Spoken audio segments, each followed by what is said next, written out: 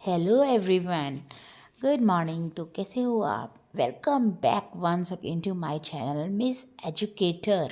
इसमें मैं बच्चों से रिलेटेड क्रिएटिविटी एंड स्टडी से रिलेटेड वीडियोस लाती रहती हूँ। तो चैनल को अगर आपने अभी तक सब्सक्राइब नहीं किया तो सबसे पहले ही चैनल को सब्सक्राइब कर लीजिए। और आज हम इस वीडियो में सीखने वाले हैं use of is am are. जैसा कि बच्चों के एग्ज़ाम्स चल ही रहे हैं तो बच्चे कंफ्यूज रहते हैं। ये मोस्टली फर्स्ट क्लास का टॉपिक है, use of is am are. तो बच्चों के एग्जाम्स चल रहे हैं। अगर पेरेंट्स कंफ्यूज हैं कि हमें बच्चे को कैसे टॉपिक क्लियर करवाएं, तो मैं बच्चों को आसानी से समझाने वाला एक मेथड लेके आई हूँ। चाहे तो आप बच्चे को डायरेक्ट वीडियो दिखा लीजिए या फिर चाहे आप खुद उनको पहले समझा दीजिए, मतलब खुद समझ लीजिए एक बार अच्छे से, फिर बच्चे को समझा दीजिएगा।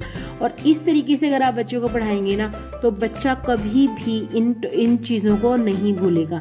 तो हमें सबसे पहले इस्तेमाल मतलब क्या सिखाना है, सबसे पहले हम एम को लेते हैं कि एम हमेशा हम यूज़ करते हैं आई के साथ। आई कौन हो गया? आपका बेबी खुद, मतलब बच्चा खुद हो गया। ये मैं हूँ, तो मैं के साथ हम हमेशा एम यूज़ करते हैं। ठीक है, ये तो मतलब कि एक यूनिवर्सल ट्रुथ है ही है कि आई के साथ ऑलवेज एम आएगा ही आएगा। उसके बाद बात होती है इज़ की।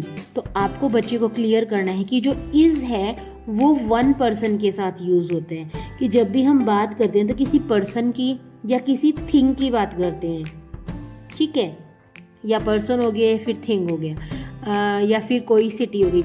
मतलब इन शॉर्ट हम कह सकते हैं नाउन। आप बच्चे से साथ के साथ ही नाउन की भी डेफिनेशन पूछ सकते हैं। Name of place, person, animal, thing. ठीक है, तो आपको बच्चे को बोलना है कि नाउन जो एक नाउन होता है, सिंगुलर नाउन इसे हम कहते हैं, जो सिंगुलर नाउन होता है उसके साथ हमेशा हम इज़ यूज़ करते हैं। अब सिंगुलर नाउन में बच्चा कंफ्यूज होगा कि सिंगुलर नाउन मतलब क्या है। तो आपको यहाँ पर उससे पूछना है कि नाउन होता क्या है, क्योंकि जो फर्स्ट टॉपिक होता है फर्स्ट क्लास में पढ़ाई जाने वाला वो नाउन ही होता है। तो आपको ये क्लियर करवाना है उसको कि नाउन क्या होता है। Noun is name of person, place, animal और थिंग। तो आपको ये चीज़ें, अब आपको एक एक करके इनका एग्जाम्पल बताने हैं। कि जैसे पर्सन हो गया, ठीक है, तो पर्सन कौन हो गया? ही बॉय हो गया, शी, ये दोनों पर्सन हो गए। या फिर राम, राहुल, श्याम, तो ये पर्सन हो गए। इनके साथ हमें इज लगाना है क्योंकि ये सब वन है, सिंगल पर्सन है, सिंगुलर नाउन है। तो इसके साथ ऑलवेज इज आएगा। जैसे हो गया प्लेस। प्लेस में आप एग्जाम्पल दे सकते हैं दिल्ली, या फिर जहाँ पर आप रहते हैं वहाँ का एग्जाम्पल, उस कॉलोनी का नाम। जैसे कि दिल्ली, जहाँ पर भी दिल्ली आ गया और दिल्ली के बाद आपको फिलअप नज़र आ रहा है और आगे है दिल्ली बिग सिटी और ऑप्शन में आ रहा है इज एम आर। तो बच्चे से पूछना है कि दिल्ली कितनी है? वन है ना, सिंगुलर नाउन है। तो दिल्ली के साथ हमेशा, मतलब कि प्लेस के साथ हम इज यूज़ करेंगे। ये देखिए इज आ गया। और इसके भी आप एग्जाम्पल बता दीजिए, जैसे he is a strong boy, she is a girl, she is a beautiful girl, Ram is a tall boy, Sita is a good girl. ऐसे आप एग्जाम्पल, बहुत सारे एग्जाम्पल से आप वर्कशीट बना करके ऐसे पूछ सकते हैं। मैं आपको लास्ट में काफ़ी सारे एग्जाम्पल बता दूंगी। उसके बाद हम थर्ड लेंगे एनिमल। एनिमल में हम ले सकते हैं डॉग, क्योंकि डॉग और कैट तो मतलब कि पेट एनिमल होते ही होते हैं। तो हम यहाँ पर लिखेंगे द डॉग डैश बार्किंग। तो बच्चे से बोल पूछना है यहाँ पर डॉग कितने हैं, वन है या वन से ज़्यादा है। तो बच्चे को अगर कन्फ्यूज़न है कि वन है या नहीं, तो पहले तो आपको क्लियर करना है कि उसे कन्फ्यूज़न नहीं है। अगर है तो फिर आपको बताना है कि देखो यहाँ पर डॉग्स नहीं है ना, अगर डॉग्स होता तो वन से ज़्यादा होती। अगर डॉग की बात हो रही है तो वन ही है डेफिनेटली। तो वन के साथ क्या आएगा? तो बच्चा फटाक से आंसर देगा इज। और लास्ट में आ जाता है थिंग। तो थिंग में हम किसी पर्टिकुलर चीज़ की भी बात कर सकते हैं, जैसे the pen is on the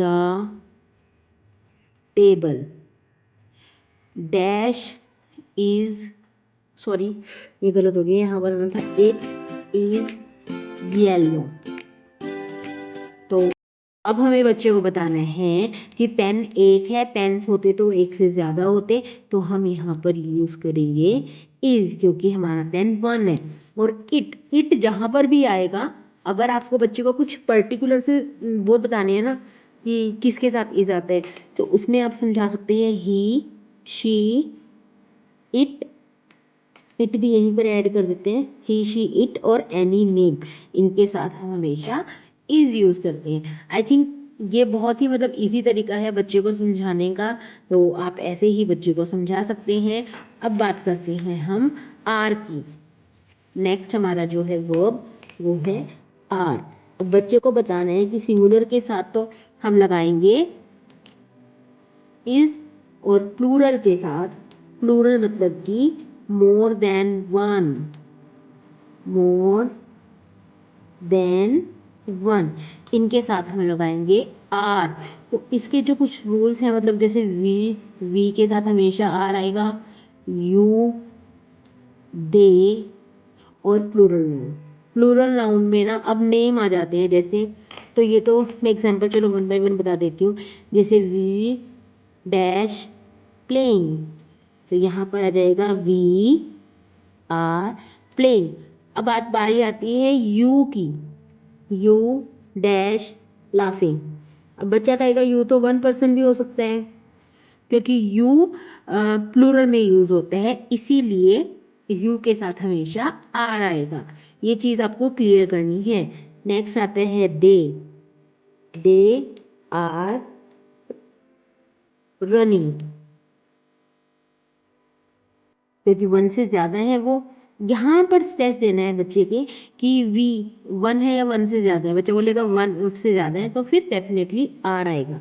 ये कुछ नॉर्मल से पॉइंट्स है जो बच्चे को हमेशा याद रखने हैं। उसके बाद आता है जैसे तो कोई नेम आ गया, Ram and Rohan dash playing in a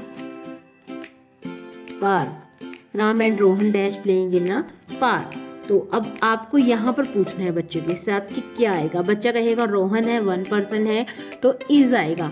but आपको यहाँ पर क्लियर करना है कि रोहन के साथ राम भी तो है ना बेटा, राम एंड रोहन खेल रहे हैं, तो 1 से ज़्यादा हो गए, तो यहाँ पर आर आएगा। आई होप कि ये टॉपिक जो है क्लियर हो गया हो। तो मैं अब आपको ना थोड़े से सेंटेंस लिख के देती हूँ, तो अगर किड्स को आप समझा रहे हो तो इसके आंसर्स जो है मुझे 1 to 5 लिख कर दीजिएगा। बच्चों से पूछ कर लिखिएगा और बताइएगा कि आपके बच्चे ने सही आंसर दिए। अगर आपका बच्चा 1st स्टैंडर्ड में पढ़ रहा है और क्या उसके आंसर सही हैं, तो वो आप मुझे लाइन वाइज बताइएगा, तो मैं बताऊँगी करेक्ट है या नहीं है। तो देखिए ये है कुछ exercise use of is MR की। अब मैं आपसे क्वेश्चन करती हूँ, बस आपको इसका आंसर देने हैं मुझे, वो भी कमेंट बॉक्स में। पंकज कौन है? एक बॉय। पंकज डैश आ गुड बॉय। आपको मुझे बताना है यहाँ पर इज आएगा, एम आएगा या आर आएगा। सेकंड, वी 1 पर्सन है या 1 से ज़्यादा है? चलो इसका आंसर मैं दे देती हूँ, वी 1 से ज़्यादा है। We dash studying, Sita and Gita dash watching cartoons.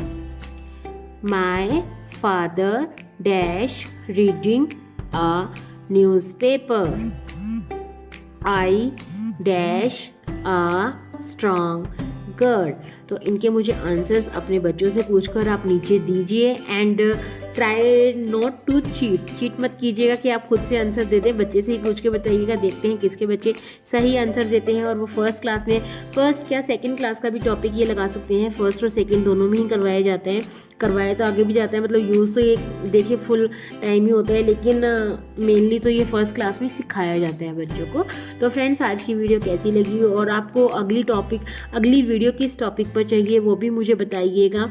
तो मिलते हैं नेक्स्ट वीडियो में, तब तक के लिए टेक केयर, बाय बाय।